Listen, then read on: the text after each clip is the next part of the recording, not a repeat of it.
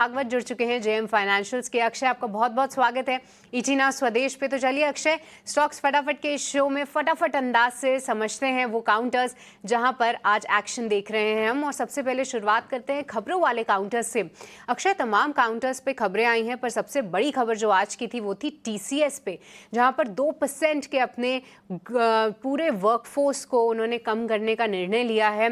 कहीं ना कहीं पूरे आईटी पैक का एक मूड थोड़ा सा ज़रूर खराब हो रहा है, क्योंकि आमतौर पे न्यूज़ फ्लो पॉजिटिव रहता है, बट कंपनीज और इन्वेस्टर्स ये ज़रूर सोच रहे हैं कि शायद हो सकता है कि डिमांड को लेकर कंसर्न्स हों, एआई किस तरीके से इम्पैक्ट कर रहा है पूरे सेक्टर को, उसको लेकर चिंताएं हैं। तो अक्षय, सबसे पहले आपकी राय टीसीएस पे ही, आज की ये कमजोरी कैसे देखें टेक्निकल चार्ट्स पे, और इसके साथ साथ आईटी सेक्टर पे अपना व्यू बताइए। गुड आफ्टरनून सृष्टि। तो टीसीएस की बात करें तो बिल्कुल नतीजों के बाद आई थिंक ये नतीजे सबसे पहले टीसीएस से शुरुआत की थी, और जो नतीजों का थोड़ा सा एक खराब दौर चल रहा है वहां से ट्रिगर हुआ था। कुल मिला के सेलिंग प्रेशर काफ़ी हावी है टीसीएस के स्टॉक पे, पर टेक्निकली इस तरह से अगर आप देखें तो जो पैरामीटर्स को हम ट्रैक करते हैं काफ़ी ओवरसोल्ड हो चुके हैं।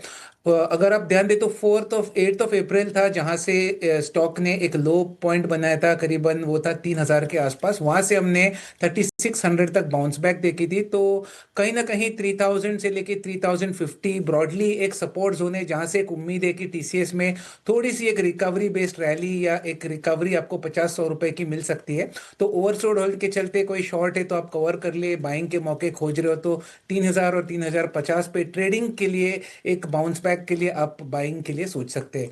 और पूरे आईटी पैक का अगर आप एक नजरिया ले तो आईटी जो सेक्टर है वो हल्के से एक नेगेटिव प्राइस ट्रैक्शन में चल रहा है। ओवरऑल एक बेरिश एनगल्फिंग मंथली पैटर्न पे दिखा हुआ है, जिसका मतलब है कि और डीपन हो सकती है सेलिंग आने वाले दिनों में।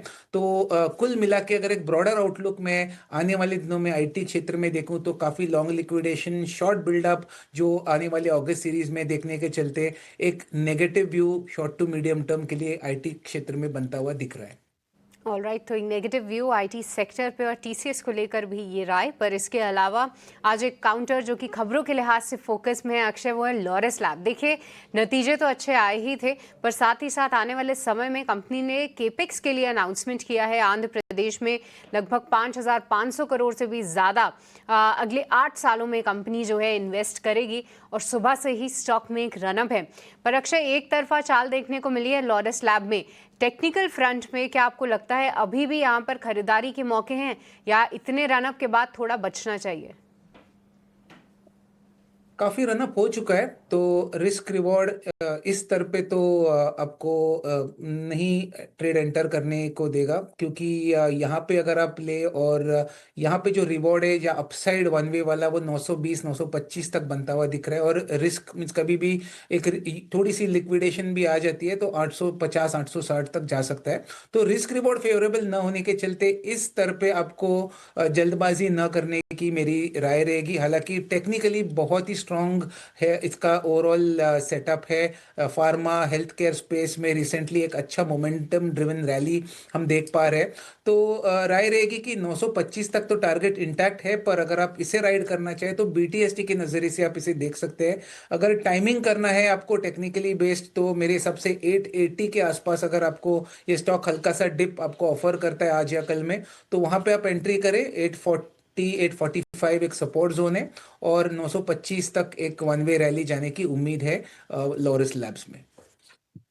लॉरस लैब को लेकर ये नजरिया। पर हम अपने दर्शकों को ये भी बता दें कि हमारे खास सेगमेंट डीप डाइव रिसर्च में हमने लॉरस लैब पर पूरी रिसर्च करके बताया था कि क्या ऐसे फैक्टर्स हैं जिसमें स्टॉक के लिए वो फंडामेंटल लिहाज से काफ़ी अच्छी तरीके से बोर्ड कर सकते हैं। और आप देखिए, top of the charts Laurus lab, जब हमने रिसर्च आपके सामने रखी थी वहां से लेकर अब तक 35% के रिटर्न ये पर्टिकुलर काउंटर ने दी है।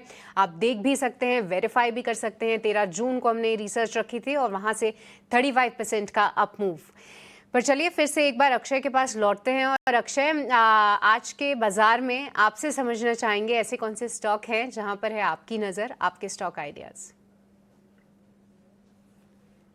जी, अगर आप ओवरऑल मार्केट का रुख देखें तो एक मोमेंटम नेगेटिव है। पूरा मार्केट ब्रेड्थ जो है काफी ब्रॉडर बेस सेलिंग दिख पा रहा है। तो इसमें फार्मा क्षेत्र एक ही है जहां पे बाइंग के कुछ मौके आपको दिख पाएंगे, जहां पे बहुत सारे technical charts short term momentum based trading parameters पे पॉजिटिव बन पा रहा है। तो यहाँ पे ग्लेनमार्क फार्मा एक स्टॉक है जिसे हमने चुना है, जिसका टेक्निकल सेटअप देखे तो कुछ दिन पहले एक बहुत बढ़िया गैप अप हमने देखा था।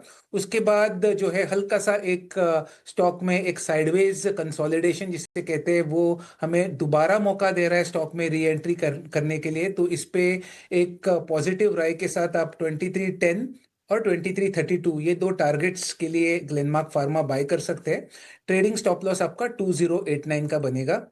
दूसरा ट्रेड है बैंकिंग में, private banking space, ICICI bank. अभी इसे चुना है क्योंकि अगर आप देखें तो नतीजों के बाद ये स्टॉक ने एक पॉजिटिव ब्रेकआउट हमें दिया था 1460 के स्तर पे। तो एक टेक्निकल पॉजिटिव सेटअप होने के चलते मेरा मानना है कि इसमें और थोड़ा तेजी की उम्मीद आने वाले दिनों में आप कर सकते हैं। हालांकि थोड़ा सा बैंकिंग सेक्टर में सेलिंग का दबाव है, इसके चलते आपको इस स्टॉक में ज्यादा पॉजिटिव ट्रेड्स इंट्राडे में नहीं दिख पा रहा है। पर 1527 और 1540 ये दो टारगेट छूने की मैं जल्दी उम्मीद कर रहा हूँ। इस ये टारगेट से आप आईसीआईसीआई बैंक बाय करें with stop loss of 1452। All right Akshay, बहुत बहुत शुक्रिया आज के अपनी पिक्स देने के लिए। तो बाय कॉल्स आती हुई अक्षय की तरफ से, पर अब नतीजे